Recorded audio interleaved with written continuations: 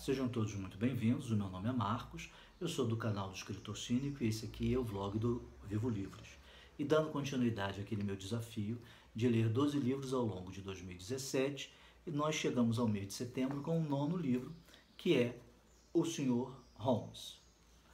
Antes de falar do plot do livro, da história em si, vocês, aqueles que me acompanham, sabem que eu tenho o hábito de falar um pouquinho sobre o autor, né? Eu faço uma pesquisada rápida na internet, nada muito aprofundado, porque não é o objetivo do canal, e eu coloco vocês e a mim também a par de quem é esse autor. Bom, o Mitch é um autor norte-americano, nascido na Califórnia, e ele hoje está com 48 anos.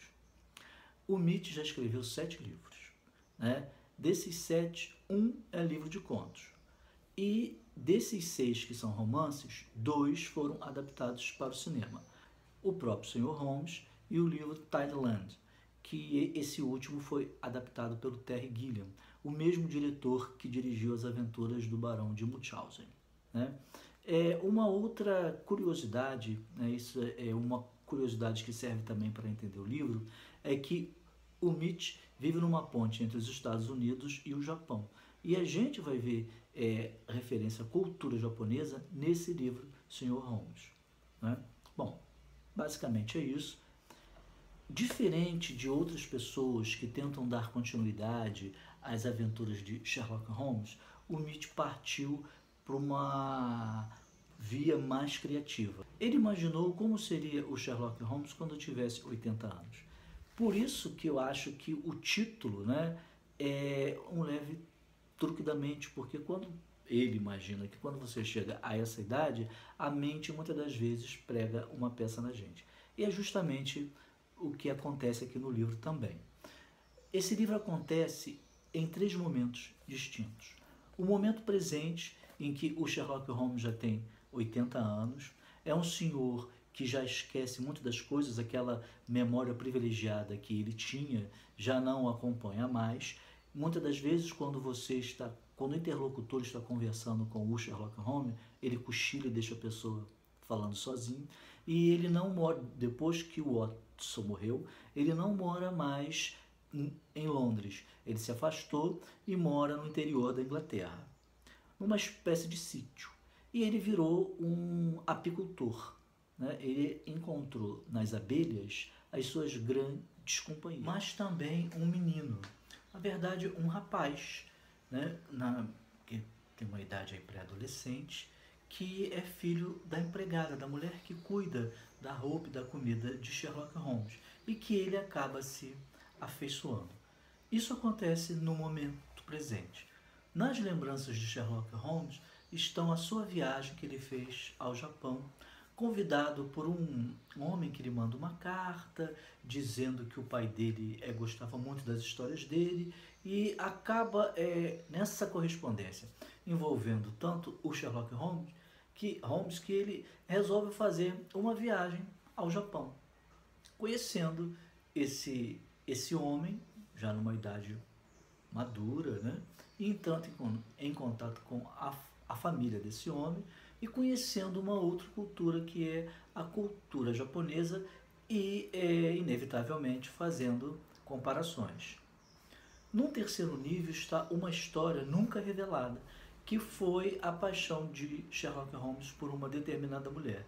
Tudo começa quando ele é procurado por um senhor que pede para investigar a mulher dele, porque esse senhor desconfia que a sua esposa está o traindo.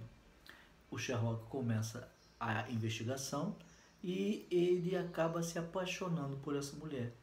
Quando vê ela lendo, quando vê que ela vai aos jardins somente para ler, para ficar em contato com a natureza.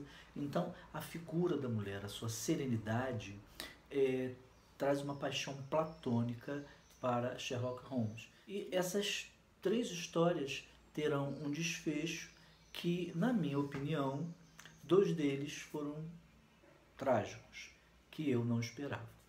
É um bom livro? É um bom livro pela sua proposta.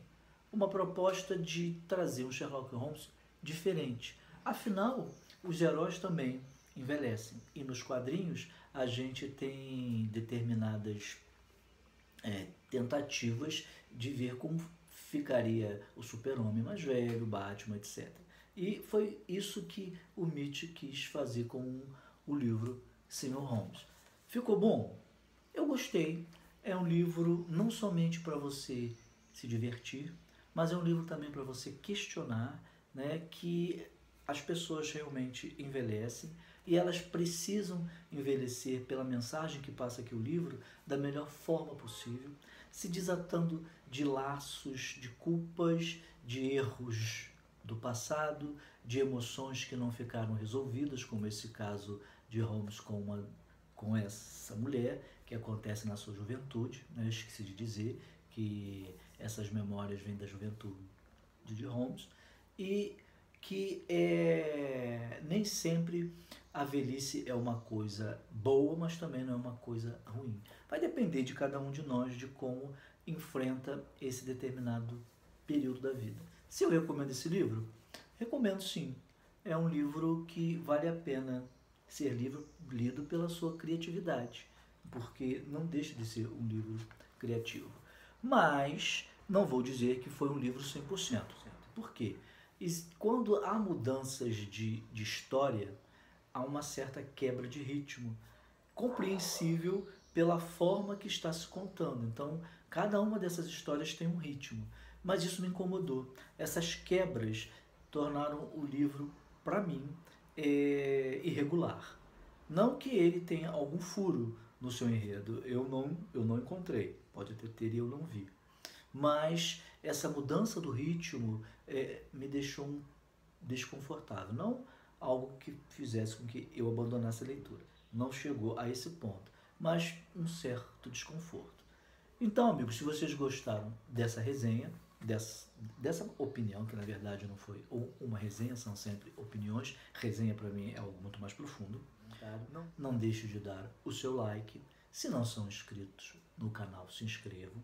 Compartilhem esse vídeo e deixem comentários o que vocês acharam, se vocês leram esse livro, se ficaram com vontade de ler, se leram, qual foi a avaliação de vocês, para a gente enriquecer cada vez mais esse debate aqui no canal e ter mais discussões. Um abraço e até um próximo vídeo.